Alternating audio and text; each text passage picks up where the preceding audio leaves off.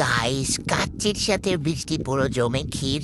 ওরে শালা, আমাকে এত সুন্দর লাগছে। কেউ আবার ক্রাশ, কেউ না, কিন্তু কথা হচ্ছে কি, এটা হচ্ছে ফিল্টার ভাই। দেখো তাও আমাকে কি সুন্দর লাগছে। আর এই দেখো অনেক মেঘ হয়েছে, আর এখন বিদ্যুৎ চমকাবে এই তাড়াতাড়ি। আরে শালা, এ তো পুরো লাল বাতি জ্বালিয়ে দিয়েছে। তারপরও চলো যাই, পেট পুজো করে আসি। আর বৃষ্টির জন্য ভাবছিলাম কাচ্চিটা ফাঁকা থাকবে, কিন্তু না গাইস, এখানে যে এত লোকের ভিড় ছিল কি আর বলবো।